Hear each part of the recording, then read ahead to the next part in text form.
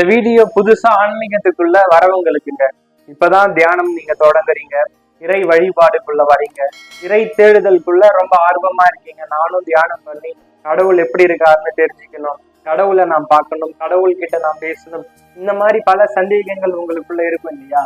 இது எல்லா கேள்விகளுக்கும் இந்த ஒரு வீடியோ உங்களுக்கு நிச்சயமா பதில் சொல்லுங்க. ஏன் முழுமையா பாருங்க. நான் எல்லா விஷயமும் சொல்லியிருக்கேங்க. நான் உணர்ந்த விஷயங்களும், நம்மளுடைய குருமார்கள், சித்தர்கள், கடவுள்னா யாரு, அவங்க எப்படி இருப்பாங்க, அதை நமக்குள்ள எப்படி உணர முடியும், இந்த மாதிரி பல விஷயங்கள் நான் இப்ப ஷேர் பண்ண போறேங்க. ஃபர்ஸ்ட் இந்த இறை வழிபாடுக்குள்ள ஃபர்ஸ்ட் வரீங்க. எடுத்த உடனே உங்களால தியானம் எல்லாம் பண்ணிட்டு நிலைக்கெல்லாம் போக முடியாது. ஃபர்ஸ்ட் கோவிலுக்குள்ள நம்ம இறைவனை தேட ஆரம்பிப்போம். இப்ப கோவிலுக்குள்ள போறோம், ஒரு கர்ப்ப கிரகத்துல சிவன் இருக்காரு, முருகன் இருக்காரு. அதை பார்க்கும் பொழுது ஒரு மன அமைதி கிடைக்குது, மனதுக்குள்ள ஒரு சந்தோஷம் கிடைக்குது. அது நீங்க பார்க்கும்போது ஒரு இனம் புரியாத ஒரு ஆனந்தம் உங்களுக்கு கிடைக்கும். இப்படிதான் நம்மளுடைய ஆன்மீக பயணம் தொடங்குது. அப்படியே இறைவனை தேடி தேடி நம்ம ஊரா போவோம், கோவிலா போவோம். அப்புறம் கொஞ்ச நாள் கழிச்சு கோவிலுக்குள்ள அமைதியா உட்கார ஆரம்பிப்போம். இப்போ மனம் அமைதியா இருக்குங்க. கொஞ்ச நேரம் அப்படியே அந்த தியானத்துல இருக்க ஆரம்பிச்சீங்க. கோவிலுக்கு மட்டும் போயிட்டு இருந்தா எனக்கு போதாது, இறைவனை நான் இன்னும் எனக்குள்ள உணரணும்னு நான் நினைக்கிறேன் அப்படின்னு அடுத்த கேள்வி உங்களுக்குள்ள வந்திருக்கும். ஸோ இவங்கெல்லாம் நீங்க என்ன பண்ணிருப்பீங்க? ஒரு சில பேர் தியானம் பண்ணிருக்கலாம், ஒரு சில பேர் தியானம் பண்ணாம இருக்கலாம். இப்ப கோவிலுக்கு போனாலே உங்களுடைய மனமானது கொஞ்சம் அடங்க ஆரம்பிச்சிருக்கும். மனம் அடங்கினாலே ஒரு அமைதின்றது உங்களுக்குள்ள தானா பிறக்கும், கோபம் குறையும், அடுத்தவங்களை பார்த்து அந்த பொறாமைப்படுற குணம் வந்து கம்மி ஆயிடும், ஆன்மீகத்துடைய நாட்டம் அதிகமாகும். என்னன்னா நம்ம குருமார்கள் ஸ்பீச்சை கேட்க ஆரம்பிப்போம், சித்தர்கள் பாடல்களை நம்ம படிக்க ஆரம்பிப்போம், என்னென்ன சொல்லியிருக்காங்கன்னு நம்ம எல்லாத்தையும் நம்ம ஒவ்வொன்றா தேடல்ல இருப்போம். இப்பதான் நம்ம அந்த ஒரு ஸ்டார்டிங் ஸ்டேஜ்ல இருக்கோம், தேடல்ல இருக்கோம். இந்த மாதிரி நம்ம தேடல்ல போயிட்டே இருக்கோம். ஒரு கட்டத்துல நமக்குள்ளேயே அந்த இறைவனை உணர ஆரம்பிப்பாங்க. நமக்குள்ள என்னன்னா தானா ஒரு அன்புன்றது வரும். பாதி பேர் இந்த ஒரு ஸ்டேஜ்ல இருப்பீங்க, ரைட்டா? எல்லாருக்கிட்டையும் அன்பு காட்ட ஆரம்பிப்பீங்க. யாரை பார்த்தும் அந்த போட்டி, பொறாம, கோபம், இந்த மாதிரி எல்லாம் துர்குணங்கள் எதுவுமே இருக்காது. இந்த மாதிரி இருக்க தியானம்ன்றது ஆட்டோமேட்டிக்கா வரும். இப்ப கடவுள்னா யார்? கடவுள்னா இப்ப நீங்க கோவிலுக்குள்ள போறீங்க, சிலை இருக்கு, அந்த சிலைய பாக்குறீங்க, அதுதான் கடவுளா? கிடையாதுங்க. இறைவன் எல்லா இடத்திலயும் இருக்காரு. எனக்குள்ளேயும் இருக்கார், உனக்குள்ளேயும் இருக்கார், பார்க்கும் இடம் எல்லாம் இருக்கிறாரு, தூணிலையும் இருக்கிறார், துரும்புலையும் இருக்கிறார்னு நம்ம பெரியவங்க சொல்லியிருக்காங்க இல்லையா? அந்த மாதிரி கடவுள் எல்லா இடத்துலயும் இருக்காரு. அவருக்கு உருவம்ன்றது கிடையாதுங்க, ஆதி அந்த மாதிரி இருக்கிறாருங்க. ஒவ்வொரு இடத்துலயும் இருக்காரு. நீங்க எங்க நினைச்சாலும் அங்க இறை சக்தின்றது வரும். கடவுளுக்கு வந்து ஏன் உருவம் ஃபர்ஸ்ட் கொடுத்தாங்கன்னா இதை நம்ம எல்லாரும் தெரிஞ்சுக்கணுங்க. இப்போ உருவம் இல்லைன்னா மனிதர்கள் வந்து அந்த கடவுளை வந்து ஏத்துக்க மாட்டாங்க. என்னன்னா உருவம் இல்லாத நான் போயிட்டு எங்க புலம்புறது?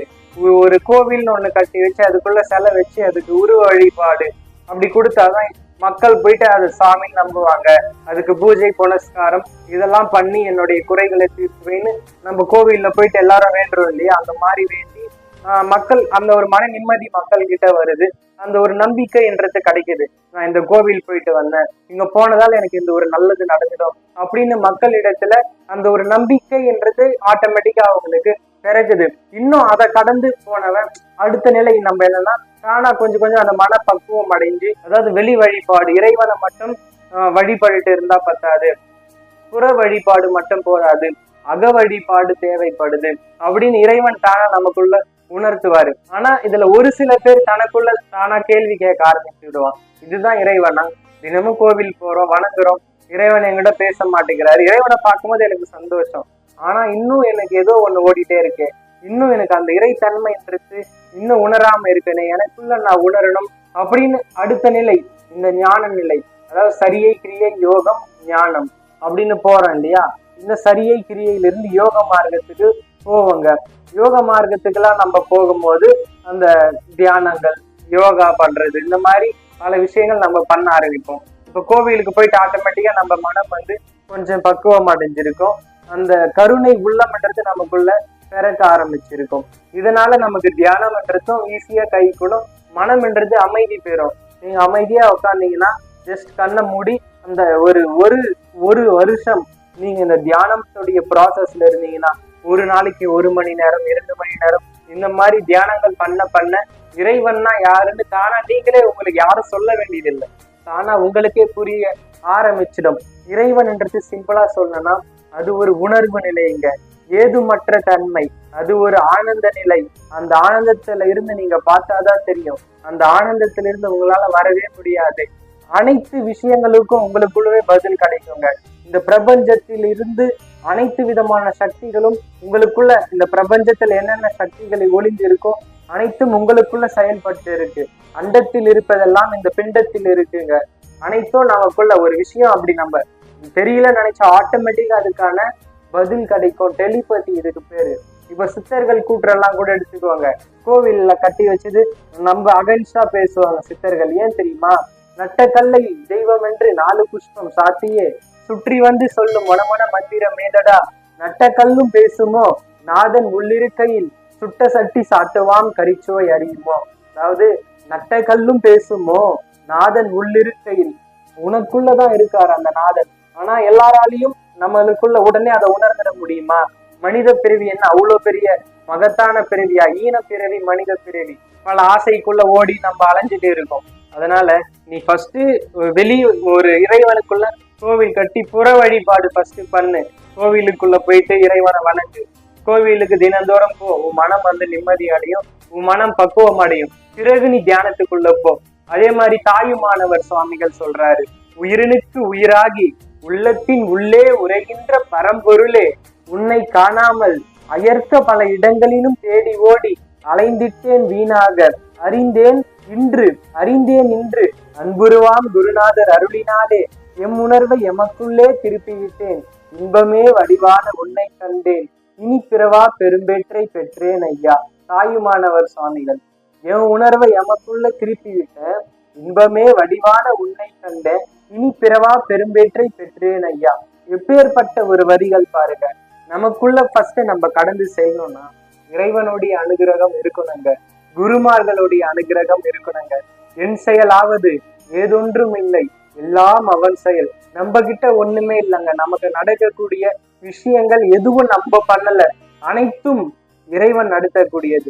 எல்லாமே நமக்குள்ள இருந்து குருமார்கள் சூக்ஷமமா நடத்தக்கூடியது.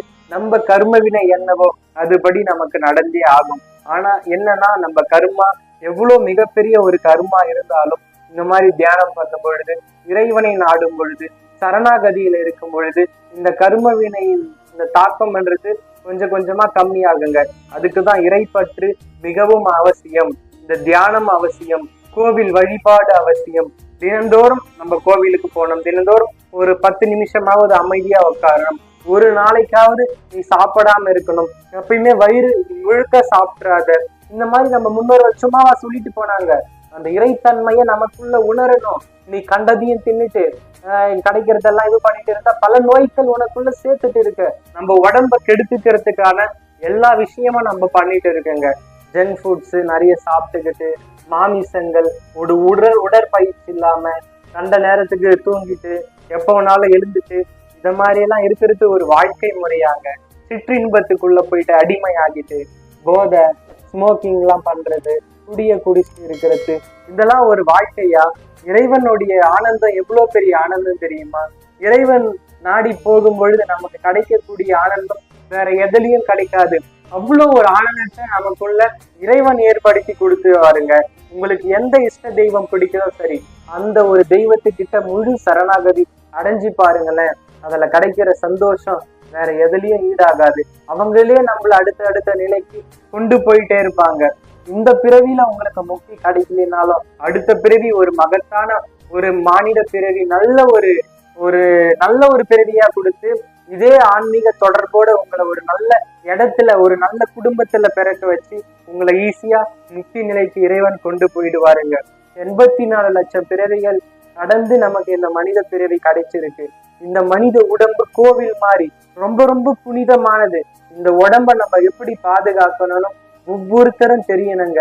இந்த உடம்பு தாங்க உள்ளம் பெருங்கோவில், உன்னுடம்பு ஆலயம், செல்ல தெளிந்தாருக்கு ஜீவன் சிவலிங்கம். இந்த உள்ளத்தை நம்ம ஃபர்ஸ்ட் கவனிக்கணும், இந்த உடம்ப நம்ம பார்த்துக்கணும், எல்லா உயிரினத்திலும் அன்பு காட்டணும். இப்படி இருக்கும்போது நீங்க இறைவனை போயிட்டு கோவில்ல வழிபாட வேண்டியதில்லை.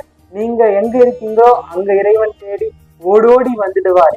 யார் யார் எங்கெங்கிருந்து என்னென்ன வேண்டினும் அங்கங்கிருந்து அருள் புரிவாய் அருள் பெருஞ்சோதி. அருட்பெருஞ்சோதி அருட்பெருஞ்சோதி தனிப்பெரும் கருணை. இந்த மாதிரி இறைவனை நாடுங்க. எல்லாமே அனைத்தும் உங்களுக்கு ஒரு நன்மையாதாங்க நடக்கும். கடைசி வரைக்கும் இறைவனை வெளியே தேடாதீங்க, உங்களுக்குள்ள தேடுங்க.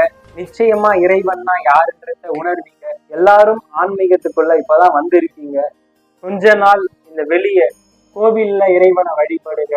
இந்த மாதிரி இறைவனை வழிபட வழிபட உங்க மனம் பக்குவம் அடையும். பிறகு உங்களுக்குள்ள ஈஸியா இறைவனை உணர ஆரம்பிப்பீங்க. இது உங்களால முடியாது, இறைவன் நினைச்சா மட்டும்தான் சாத்தியமாகும். இறைவன் மீது முழு பற்று வைங்க, இது போதுங்க.